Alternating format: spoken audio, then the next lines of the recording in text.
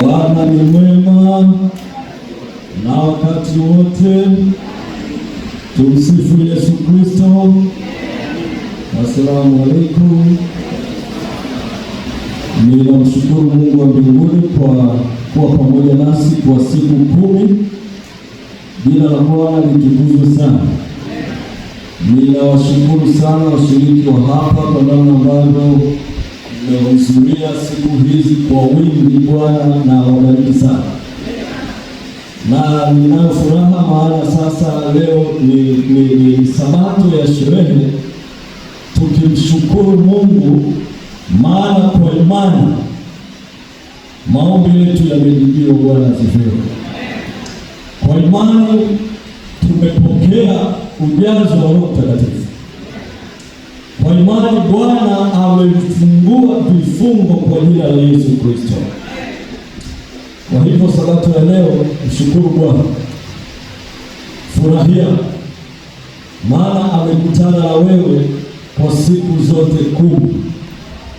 Kwa masomo ambayo yalikuwa ni ya kufunguliwa, nina uhakika ya kwamba Bwana ametufungua na Bwana amewafungua wale ambao tulikuwa tunawaombea. Bwana asifiwe.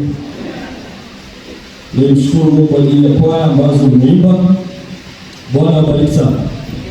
Hakika Mungu ametukuzwa kupitia uimbaji.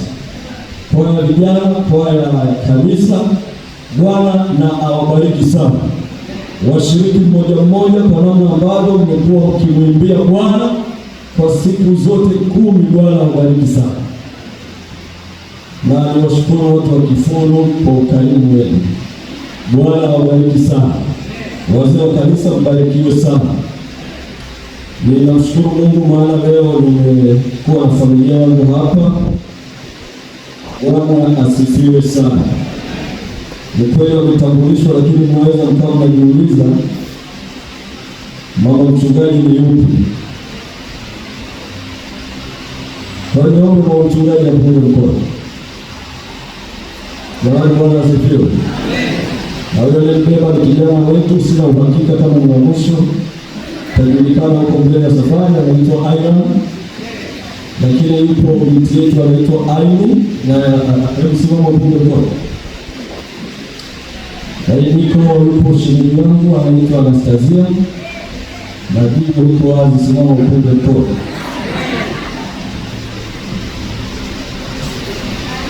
Niwakaribishe katika ibada ya leo. Ni washukuru ambao wametoka ubatizo na wale ambao mnatafakari. Bwana waongoze kwa ajili ya tukio hilo takatifu litakalofanyika leo. Katika somo la leo tuna kichwa kinachosema Mungu anayejali. Mungu anayejali. Somo hili limejengwa katika kitabu cha Petro wa kwanza sura ile ya 5 na aya ile ya 7, huku mkimtwika yeye fadhaa zenu zote, kwa maana yeye hujishughulisha na mambo yenu. Katika sura hii ya 5 ya kitabu cha Petro wa kwanza, mwandishi wa kitabu hichi ni Petro mwenyewe mtume, na anawaandikia watu wa waumini ambao wametawanyika katika Asia ndogo, kule Ponto, Galatia, Kapadokia, Asia, Bisinia na hapa Kifuru. Bwana asifiwe. Kanisa la kwanza lilikuwa linapitia mateso, dhuluma na shindikizo kutoka kwa jamii ya serikali ya kipagani. Waumini wengi walikuwa wakikabiliwa na hofu, umaskini, kukataliwa na hatari ya maisha yao.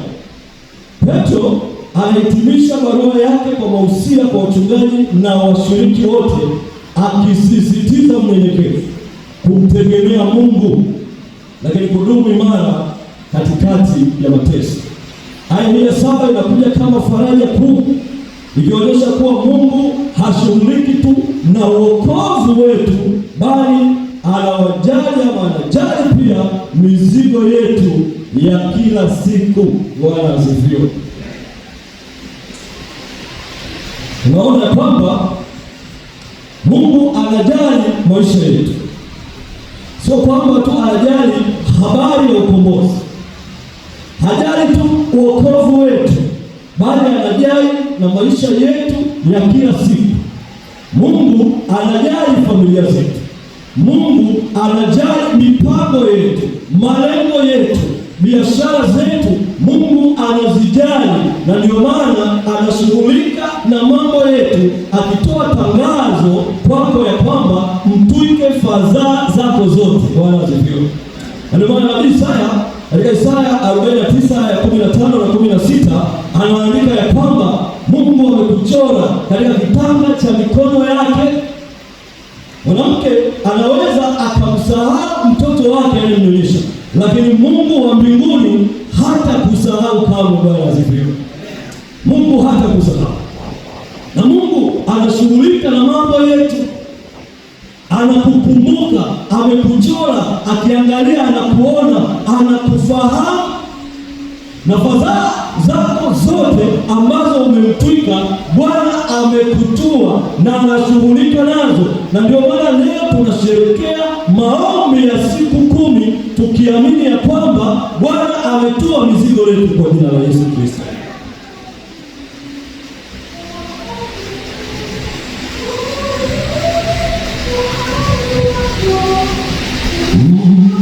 Salama ni kwa Mwokozi hapa niliomba ukombozi, moyo wangu ulitakaswa, na asifiwe, nasema na asifiwe.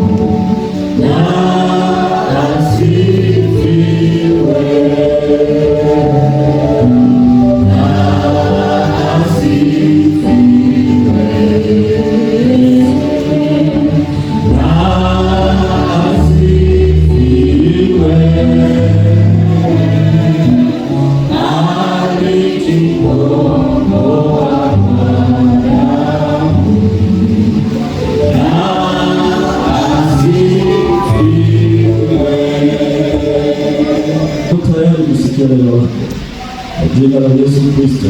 Amen. Tutaenda kuangalia maana halisi ya kitenzi hichi kumtwika. Tuone katika lugha ya asili ya Kigiriki kitenzi hichi kilikuwa kinamaanisha nini? Epipito, kumtwika. Kitenzi hichi kilitumika kwa namna tofauti, lakini kilitumika katika kuchukua kitu na kukiweka juu ya kitu ama juu ya mtu. Yaani ukiwa na mzigo fulani umeushikilia, unauweka juu aidha ni ya gari ama juu ya mtu, alafu unauacha kabisa, unaondoka, huna mzigo. Ama kwa namna nyingine unamwangushia mtu mzigo, ulikuwa umeweka uenda kichwani, unatembea nao, unafika sehemu unauangusha, unauacha kabisa, wewe unakuwa mwepesi, hauna mzigo wowote. Ama unafika sehemu unamkabidhi mtu huo mzigo, dhamana ya huo mzigo unakuwa mikononi mwake na sio mikononi mwako tena. Ama unamwekea mtu mzigo mikononi mwake na unakuwa sio wa kwako tena. Epipito, kumtwika. Na ni kitendo ambacho kinafanywa moja kwa moja, sio kitendo kinachofanywa pole pole.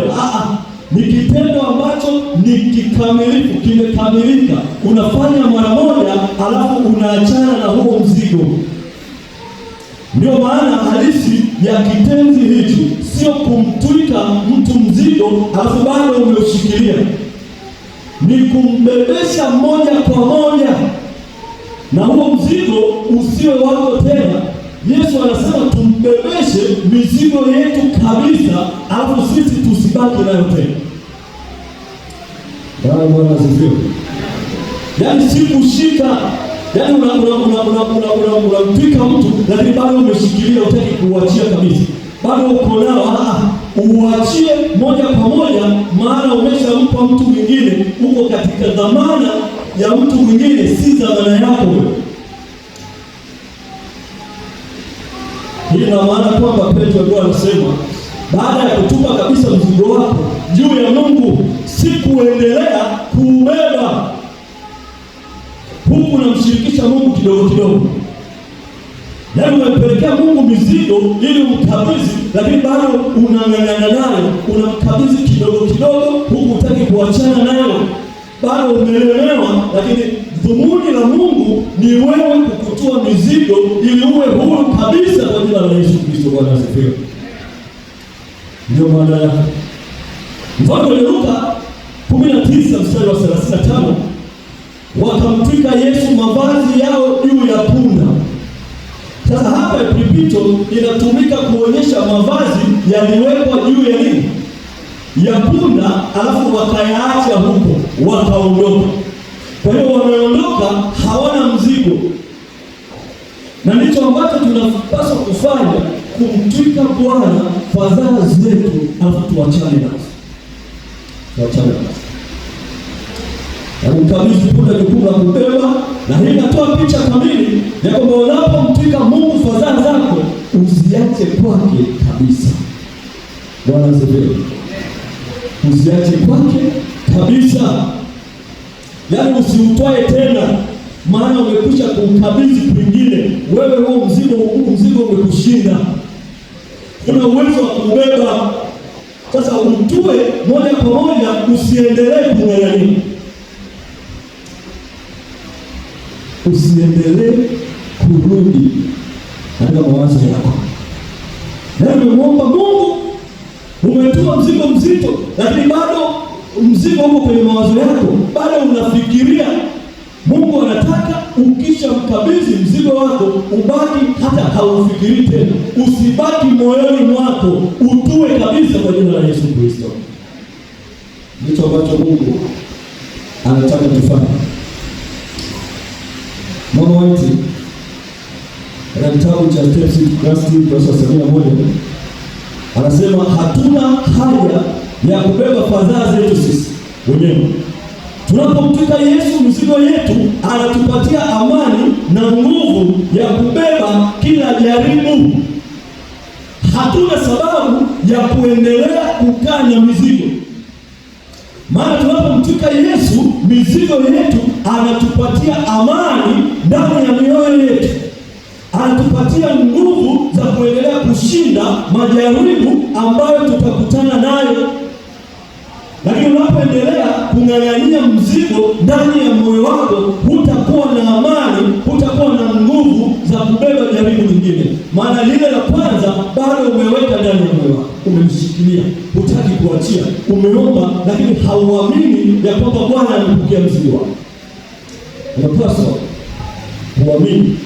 Tatizo la washiriki wengi si kuomba, bali ni kutokuachilia. Tunamletea Mungu mzigo kwa maombi, lakini bado tunautoa katika mawazo yetu, bado tumeuweka moyoni.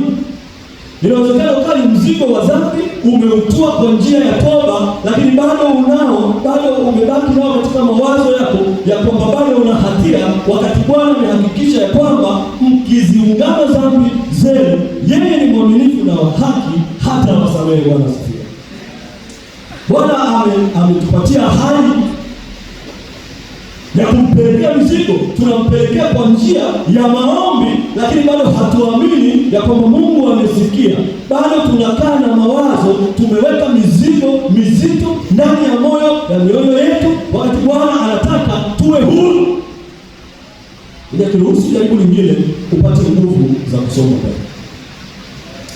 Amekuwa hapa kwa siku 10 tukimtupia Yesu mzigo. Siku 10 tunatupa mizigo kwa Yesu. Yaani wewe kazi yako ni kutupa tu, huo hauruhusu tena. Na sisi kwa imani tunaamini ya kwamba vifungo vyote ambavyo viliandikwa katika sanduku la maombi vimefunguliwa kwa imani. Bwana asifiwe. Watu wote ambao wameleta vifungo vyao, Bwana amesikia na amekwisha kutenda. Tunapaswa kumshukuru Mungu, maana ametutendea. Wala tusibaki na huzuni. Maana katika Marko 11:24 anasema, kwa sababu hiyo nawaambia, yoyote mnayoombayo mkisali, aminini ya kwamba mnayapokea, nayo yanakuwa ya kwenu. Bwana asifiwe. Yaani tunapoomba tuamini ya kwamba Bwana ametupatia na tayari tunayamiliki, ni ya kwetu. Na hapo ndipo ambapo tutamshukuru Mungu wa mbinguni. Tunamshukuru Mungu. Lakini kama hatakuwa na imani ya kuamini, imani ni mambo yanayotarajiwa, ni ya uhakika, ila hayaonekani. Lakini kwa wakati wa Bwana yanaonekana. Bwana asifiwe. Kwa wakati wa Bwana itaonekana. Kwa hiyo tumesali tumeomba kwa siku 10 na tunaamini ya kwamba Bwana ametufungua. Na Bwana amekufungua kweli. Usiogope. Usiwe na wasiwasi. Siku 10 hazijawa za bure kwako. Bwana amesikia maombi yako.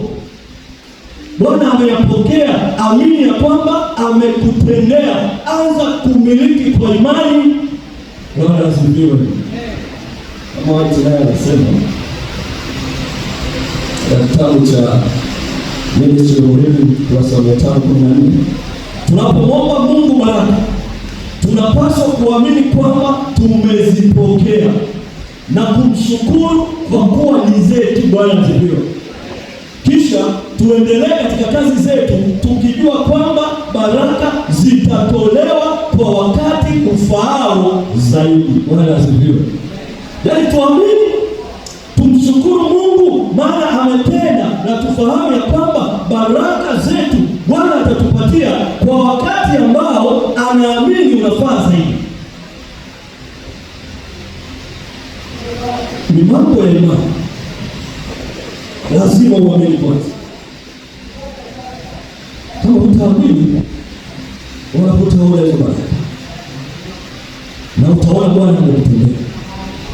Lakini kwa imani Bwana anatuhakikishia katika neno lake ya kwamba tushukuru maana hizo baraka ni zetu. Yaani kile ulichokiomba ni chako. Bwana tu anasubiria wakati mzuri ambao unafaa zaidi, maana yeye ndiye anayefahamu.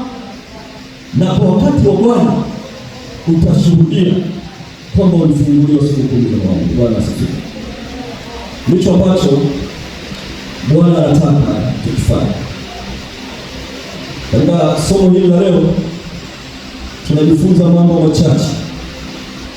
Katika Petro 1:5-7. Jambo la kwanza, Mungu anajali maisha ya washiriki binafsi. Mungu anajali maisha ya washiriki binafsi, kwa maana yeye hujishughulisha na mambo yetu. Yaani Mungu yeye anahangaika na sisi, anashughulika na mambo yetu. Unaweza kusema Mungu hashughuliki na wewe, lakini neno la Bwana linasema Mungu anashughulika na mambo yetu. Yaani kila unalolifanya Mungu anashughulika nalo. Yupo anakutazama ili akupatie mafanikio, ili akupatie ushindi. Usije ukafikiri Mungu anashughulika na mambo yako. Mungu anashughulika na mambo yako. Mungu sio mbali. Yaani hayuko mbali na wewe kiasi kwamba asijali mambo yako. Mungu yuko karibu na wewe. Yuko karibu ili akuwezeshe, ili akuinue, ili akufungue. Yuko karibu na wewe ili kwa wakati sahihi ajibu maombi yako, atekeleze. Yaani Mungu maombi amesikia na ameyapokea, lakini ni wakati tu wa yeye kutekeleza. Mungu anakutazama kwa karibu. Mungu anaona huzuni yako, si kwamba haioni. Mungu anaona machozi yako, si kwamba hayaoni. Anayaona mateso yako, anayaona, na Mungu anashughulika na wewe. Hauko peke yako, wala usiogope. Endelea kuomba, maana Mungu anashughulika na mambo yako. Na tumeona somo linasema Mungu anajali mambo yetu. Mungu wetu anajali. Watu wanadhani Mungu hajali, lakini Mungu anajali. Na Mungu anashughulika na mambo yetu. Punga mkono kama huko hapa. Bwana asifiwe sana. Hali ya joto nayo naweza kidogo mtu akapumzika. Kwa Mungu anahangaika na fadhaa zetu, ziwe ndogo ziwe kubwa. Mungu anashughulika na mambo. Ndio maana katika Zaburi 55:22 anasema mtupie Bwana mzigo wako naye atakutegemeza. Mtupie Bwana mzigo. Yaani wewe ni kitendo tu cha kutupa. Mtupie Bwana, usibaki na mzigo wowote katika maisha yako. Utupe kwa Bwana, alafu Bwana anaahidi ya kwamba atakutegemeza kwa jina la Yesu Kristo. Bwana atakuimarisha. Utasimama imara. Acha kuwaza mizigo ambayo tayari umepatia Bwana. Iondoe katika moyo wako, iondoe katika akili zako, maana Bwana ameshapokea mizigo yako, amekwisha kukutua. Huna mzigo, ondoa katika fikra zako, na utaona mkono wa Bwana. Jambo la pili ambalo tutaangalia ni wito wa kumkabidhi Mungu mizigo yote. Wito wa kumkabidhi Mungu mizigo yote. Mkimtwika yeye fadhaa zenu zote. Yaani Mungu hataki tubebe mizigo yetu peke yetu. Hataki tumtwike kidogo kidogo. Yaani una mizigo mingi, alafu unamtwika kidogo kidogo mmoja, mwingine unabaki nayo. Unamtwika nusu nusu. Mungu anataka mizigo yote ambayo imekulemea umtwike yeye kwa wakati mmoja. Maana yeye hachoki, hazidiwi. Nguvu zake ni nguvu zisizo na kikomo. Wewe tupa mizigo ambayo imekushinda kwako, mtupie Bwana, yeye atakutua, na wewe utabaki salama mikononi mwa Bwana. Tuendelea kubaki na mizigo yako, hali ya kwamba tumemwomba Mungu kwa siku 10. Maandiko yanasema hicho ni kiburi. Maana mtu mwenye kiburi ni yule anayedhania ya kwamba anaweza kuyabeba mambo yake mwenyewe. Lakini yule mnyenyekevu ni yule ambaye anapeleka mizigo iliyomshinda pale ambapo atatuliwa. Na mizigo yetu hakuna wa kututua isipokuwa Yesu Kristo pekee yake. Yesu Kristo pekee yake. Ambaye hachagui ya kwamba unalemewa na mzigo gani, unasumbuliwa na mzigo gani. Yeye yuko tayari kupokea mzigo wote. Hakuna mwenye mzigo hapa ambao Yesu hawezi kuutoa. Yaani mzigo ambayo wanadamu wameshindwa kuibeba, Yesu anaweza kuitoa. Bwana asifiwe. Sasa ukibaki na mashaka, Yesu anakuita, njooni kwangu enyi wote msumbukao na kulemewa na mizigo. Mathayo 11:28. Naye atakupatia pumziko. Wale wanaoita mizigo yote, wale wanaosumbuliwa, wale ambao wamelemewa, haijalishi umelemewa na mzigo gani, haijalishi unasumbuliwa na mzigo gani, Bwana anaita njooni kwangu enyi nyote. Hajaweka viwango vya mzigo, hajaweka uzito wa mzigo wako, anaita mizigo yote ilete kwako, na yeye anasema atalete pumziko. Na jambo la tatu ambalo nilifundishwa katika somo la leo ni unyenyekevu. Unyenyekevu ni msingi wa kumtegemea Mungu. Unyenyekevu ni msingi wa kumtegemea Mungu. Haya hii inaunganishwa na aya ya 6. Jinyenyekezeni chini ya mkono wa Mungu. Jinyenyekezeni chini ya mkono wa Mungu. Tunapaswa wote kunyenyekea kwa Mungu. Mungu ndiye mwenye uwezo wa kutoa mizigo. Kuna wakati tunapeleka mizigo kwa wanadamu, tukidhani ya kwamba wanaweza kututua, kumbe hawawezi. Na Mungu anatoa wito kwetu ya kwamba tunyenyekee kwake, tujisalimishe kwake tukiwa na mizigo yetu, ili yeye atutue na sisi tubaki salama. Wala hataki tuteseke. Mungu anatuwazia mema, anapenda tuwe na maisha yenye furaha ya kumuinua na kumtukuza yeye Mungu. Na mchana wa leo, katika somo la leo, tumia haya machache katika maisha yako. Jambo la kwanza, katika maombi yako ya kila siku, weka utamaduni wa kumweleza Mungu fadhaa zako kwa wazi. Weka utamaduni katika maombi yako wa kumweleza Mungu fadhaa zako zote. Mungu anataka asikie unatamka kwa kinywa chako. Anaona, lakini anataka useme, na huo ndio unyenyekevu. unyenyekevu wa kuonyesha ya kwamba imani yako imejengwa kwa Kristo Yesu. Weka utaratibu wa kuwa wazi kwa Mungu. Usifiche maumivu au hofu. Maombi yanakuwa mahali pa kupumzisha nafsi. Wafilipi 4:6-7 watasoma. Maombi yanaleta faraja. Maombi yanaleta tumaini, yanafurahisha nafsi zetu. Maana tunapomwomba Bwana tunaamini ya kwamba ametutua, tunabaki tukiwa na tumaini, tukiwa na nguvu za kiroho, maana Bwana ametua mizigo yetu. Kwa nyakati za mateso ya majaribu, kumbuka kuwa Mungu hajakuacha. Usiogope. Tulia katika maisha. Na mateso ya tambua ya kwamba Mungu hajakuacha. Yuko pamoja na wewe ili akupatie ushindi. Anaona, anajali na anatenda kwa wakati wake. Tumaini lako liwe kubwa kuliko hofu yako. Sababu ya 1:10 anasema usiogope, usifadhaike. Mimi ni Mungu wako, nitakushika kwa mkono wa haki yangu.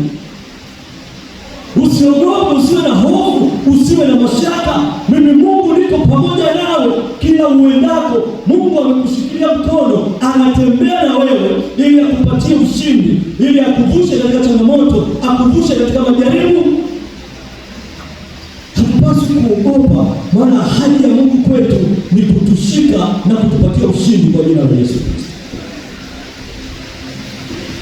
Katika huduma na kazi ya Mungu, wachungaji, wainjilisti, wazee wa kanisa, washiriki kukutana na mizigo mingi. Andiko hili litukumbushe kwamba mizigo ya huduma haipaswi kubebwa peke yako. Mizigo ya huduma usibebe peke yako.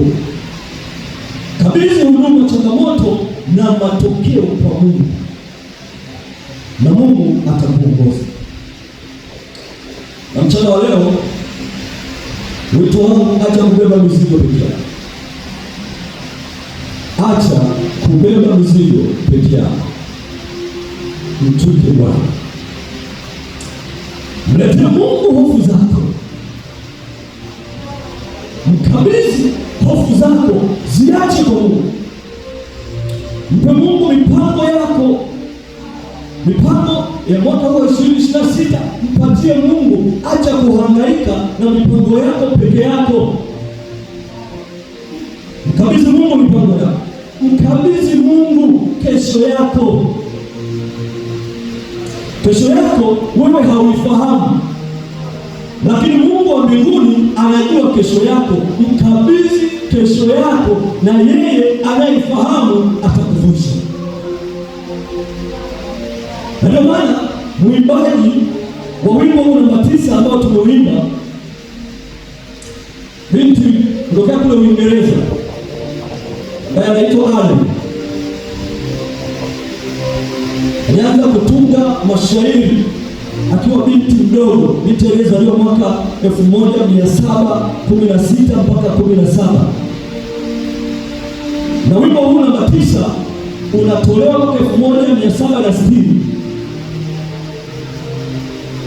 Baba yake binti alikuwa mfanyabiashara wa mbao, lakini alikuwa ni kiongozi wa kanisa la Baptisti. Binti huyu akapata ajali ambayo ilizoofisha maisha yake. Maisha yake yakazoofika kabla hajatengamana usiku wa kuamkia kwenye ndoa yake. Yaani kama hivi leo usiku, kesho yake anafunga ndoa, mume wake na mchumba wake akapata ajali ya kwenye maji, akafa. Yaani amepata ajali, amezoofika, wala hajasimama imara. Anapokea tena taarifa zingine, mchumba wake amekufa wakati ndoa ni kesho. Ndipo anatunga wimbo huu. Mungu ni mpaji wa vyote. Mungu ndiye mpaji. mgawaji. Mungu ndiye mgawaji. Anasonga mbele ya kwamba hata kama Mungu ameruhusu hivyo, lakini bado atamfungulia njia. Atasonga mbele, hakuogopa, hakukata tamaa, hakurudi nyuma. Aliendelea kusimama imara, maana aliamini kwamba amemtwika Mungu mizigo yake. Hiyo mizigo sio yake tena, na Mungu atashughulika nayo mwenyewe. Muumbaji, mfalme, vitu vyote ni kwa ukarimu wako ninabarikiwa, ni kwa ukarimu wako ninabarikiwa. Mchana wa leo ninatoa wito kwako wewe ambaye umekuwa hapa kwa siku 10 za maombi na umemtwika Bwana fadhaa zako. Amini ya kwamba mizigo yako Bwana ameipokea. Lakini wewe ambaye ni mara yako ya kwanza, wewe ndio leo umefika katika ibada ya leo, amini ya kwamba Bwana anashughulika na mizigo yako. Hata wewe haijalishi umekuja leo mara moja, Bwana atakutua mzigo wako kama utakuwa tayari kumtwika mizigo yako yote. Bwana anakuita bado. Kwa kitabu cha Mathayo 11:28 na 29. Bwana anaita, njoni kwangu mlemeona kusumbuliwa na mizigo, nami nitakupumzisha. Mchana wa leo Bwana anakuita, anatoa wito kwako ya kwamba wewe mwenye mizigo, wewe unayesumbuliwa, chukua hatua ya kutupa mizigo kwake. Usibebe mizigo ambayo inakuumiza moyo wako, ambayo inakuumiza akili zako, mizigo ambayo inatesa mwili wako. Muache. Ametoa mizigo yetu na amekwisha kujibu maombi yetu, na leo tuko hapa kumshukuru Bwana maana ametufungua. Wewe unasema hivyo, usimame pale ulipo. Simama wakati tunaimba, tembeeni mbele ya tuombe, maana tunaenda kuhitimisha maombi yetu ya siku. Tunaenda kuhitimisha maombi ya kwenye masanduku, maombi ambayo watu wamemkabidhi Mungu ili Bwana asikuzwe, maana tumeamini ahadi zake na tumetoa mioyo yetu ya shukrani katika maisha yetu.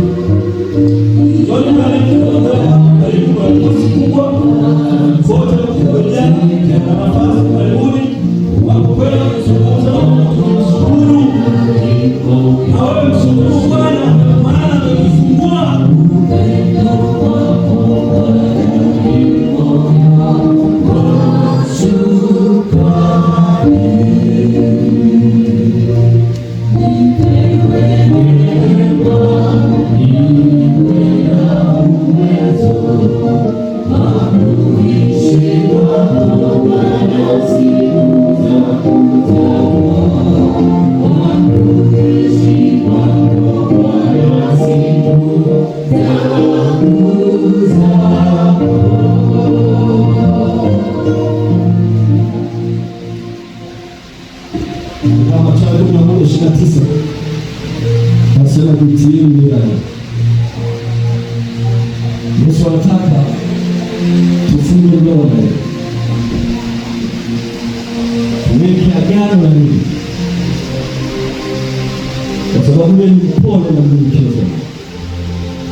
Na wale watu ambao leo wanaenda kufunga nia na Kristo kwa njia ya ubatizo, wao ni wasogea hapo mbele. Wale ambao wameshajitoa kwa njia ya ubatizo, ndio tusimame pamoja na Kristo hii. Lakini wewe ambaye bado hujatoa maisha ya Mungu Yesu, na wewe unatamani katika ubatizo wa leo kubatizwa, ukweli ukulete jina lako, lakini leo unasikia Roho Mungu akisema na wewe, akikupatia msukumo ya kwamba nawe ukafanye agano na Yesu Kristo kwa njia ya ubatizo. Njoo na wewe ujiunge na watu hao. Njoo na wewe ujiunge na watu hao. Maana hiyo kwa ubatizo, na ubatizo wa leo na wewe utabatizwa. Kama kuna mtu yuko nyuma huko ambaye hajabatizwa, na anatamani leo wabatizo. Wewe ulipeleka katika safari ya imani ukarudi nyuma, bado Bwana anakuita, bado Bwana anakuthamini na anatamani leo uanze upya. Wewe tu ni mgeni, umefika leo na unatamani upokee Yesu Kristo, na wewe nafasi iko wazi, unaweza ukatembea kuja mbele hapa na wewe kubatizwa. Sauti unayosikia ikisukuma moyo wako sio sauti ya mhubiri, ni sauti ya Roho Mtakatifu, ndio ambayo inasema na wewe ya kwamba fanya maamuzi sasa, maana wakati huu Bwana amekupatia nafasi leo. Fanya maamuzi, utembee uje na wewe ukiri Yesu Kristo kwa njia ya ubatizo wa kuzamishwa katika maji. Usifanye moyo wako mgumu, maana Bwana anasema na wewe. Bwana amekupatia nafasi ya kutengeneza mambo yako, na wewe unatamani ubatizwe. Usiogope watu, usiogope macho ya watu. Mtazame Yesu Kristo, yeye ambaye ni mwanzilishi wa imani yako uliyopokea.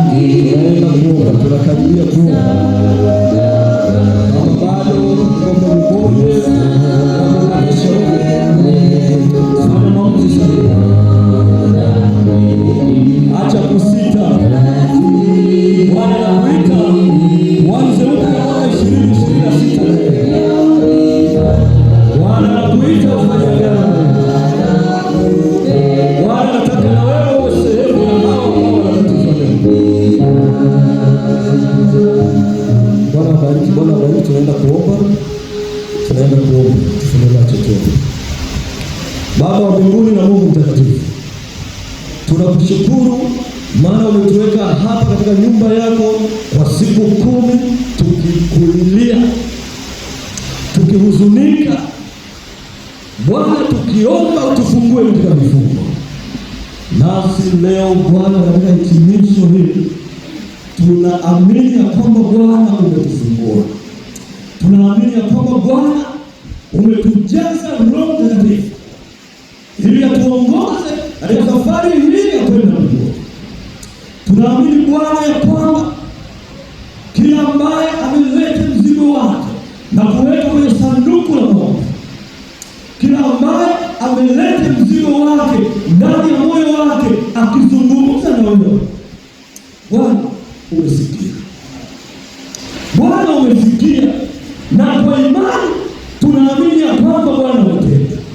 Tunaamini ya kwamba Bwana tumefunguliwa kwa jina la Yesu Kristo. Bwana tunakushukuru. Asante kwa baraka zako. Asante kwa matendo yako makubwa kwetu. Asante maana sasa hivi Bwana tuko huru kukutumikia, maana tuna nguvu za Roho Mtakatifu. Baba wa mbinguni, ibada ya leo ikatusogeza karibu na msalaba wako.